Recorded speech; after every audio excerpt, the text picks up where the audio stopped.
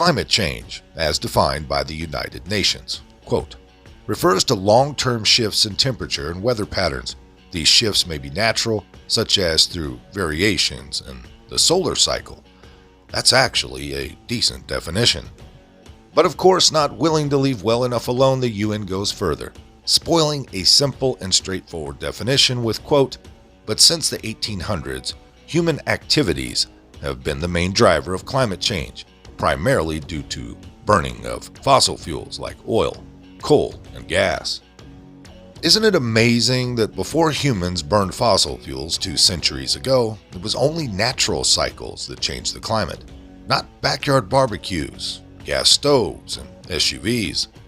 Yet the UN doesn't explain how previous ice ages developed due to global cooling, followed by melting of mile-thick ice over the upper Midwest due to global warming, multiple times over the Earth's history, long before there was any significant human activity. It seems that a changing climate was a thing long before Al Gore, Greta Thunberg, and the UN thought they figured it all out.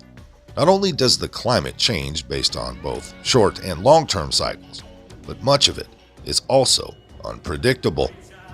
According to the Intergovernmental Panel on Climate Change, IPCC, quote, the climate system is a coupled non-linear chaotic system, and therefore the long-term prediction of future climate stats is not possible, unquote. Climate change has really had all kinds of names over the years. In the 1970s, it was global cooling, with predictions of a coming ice age. NPR, the guardian of all proper knowledge and thought, first used the term global warming in 1989. It doesn't really make sense, at least to most normal, logical people, that the planet can be both warming and cooling on a global scale at the same time, outside of normal seasonal variations. So the term climate change was popularized to encompass all weather events. Climate change was first mentioned in 1975, but this was a time when climate scientists could not decide if temperatures were rising or falling, attributing sinister causes rather than natural and cyclic warming and cooling trends which had long preceded humans and their activities. Since then, climate change has engulfed more than just temperatures, adding weather events such as hurricanes, tornadoes, blizzards, droughts, and floods. It seems that any deviation from a sunny day with temperatures in the mid-70s with a light breeze is evidence of climate change and Republicans scheming to destroy the planet.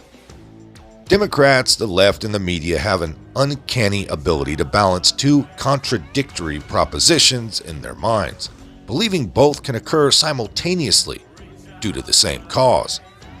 The New York Times in 2014 ran an opinion piece titled, quote, "The End of Snow," predicting the demise of winter sports and the Winter Olympics due to global warming. 8 years later, in 2022, the New York Times told us, quote, how climate change can supercharge snowstorms, because of course they did.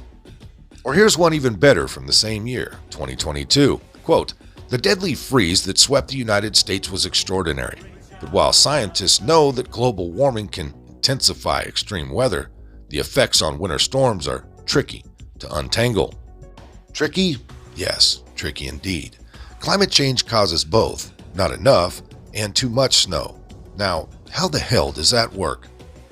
But it's not only snow, but water, both not enough and too much, all due to all-powerful climate change. Let's take a look at the droughts in California. Now, according to the California Department of Water Resources, quote, "California is no stranger to droughts. It is a reoccurring feature of our climate. We recently experienced the 5-year event of 2012 through 2016, and other notable historical droughts include 2007 through 09, 1987 through 92, 1976 through 77, and off and on dry conditions spanning more than a decade in the 1920s and 1930s. Paleoclimate records going back more than 1,000 years show many more significant dry periods. The dry conditions of the 1920s and 30s, however, were on par with the largest 10-year droughts in the much longer paleoclimate record. Unfortunately, the scientific skill to predict when droughts will occur which involves being able to forecast precipitation weeks or months ahead, is currently lacking. Improving long-range weather modeling capabilities is an area of much-needed research, unquote. So basically, in a nutshell, droughts are nothing new to California, have been far worse in the past before anyone talked about global warming or climate change or white supremacy for that matter. They are impossible to predict, as the IPCC noted earlier. And it turns out Californians are in pretty much the same position when it comes to floods. The same California agency notes, quote, California is prone to potentially devastating impacts of periodic flooding. All 58 counties have experienced at least one significant flooding event in the past 25 years, resulting in loss of life and billions of dollars in damages. Floods are a naturally occurring phenomenon in California, unquote. Well, there you go, folks. Straight from the horse's mouth, so to speak. Speaking of horses' asses, somebody ought to clue in Gavin Newsom on these facts.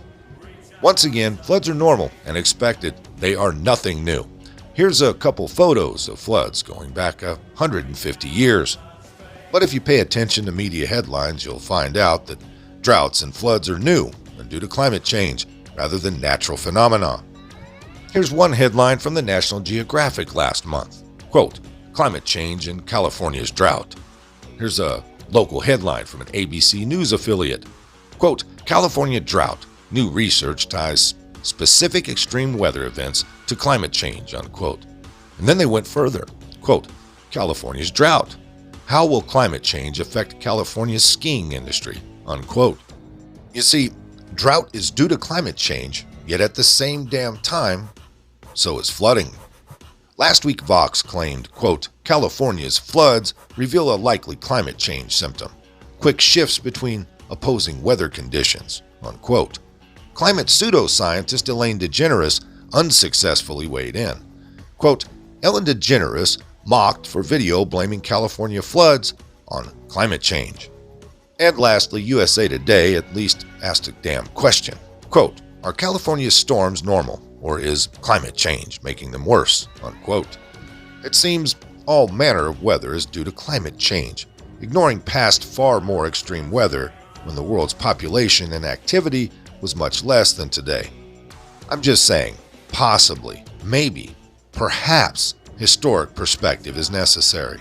After all, history didn't begin when Greta Thunberg or writers from Vox or the New York Times came of age. Lastly, the climate has been changing for millennia since the Earth was formed and will continue to do so in the future. Most change is due to Earth and solar cycles, some of which we understand, none of which we can alter or control. MarketWatch reported climate change has cost the government $350 billion as of 2018, and that number is rising fast. Yet it's still snowing in Colorado, and both dry and wet in California. We are quite literally pissing away money that we don't have, ignoring far more important and fixable problems at home, attempting to fix the unfixable. Government at its finest, of course. So, of course, the real question here is this really about saving the planet, or is this climate movement about money and control? Once again, I choose the latter. Every damn time I go over this topic, it feels very similar to the Bat Stew pandemic. The new homes of communism and tyranny are climate and COVID. Most of this came by way of the American Thinker. If you liked it, hit that like button. Subscribe if you haven't. Leave a comment down below. There's a PayPal link in the description box, so please put $1 in the bucket on the way out the door. I'd like to thank everyone for all your donations. They're much needed and much appreciated. Now, with all that being said, we'll see you next time. Come on, move. Move. Easy, easy.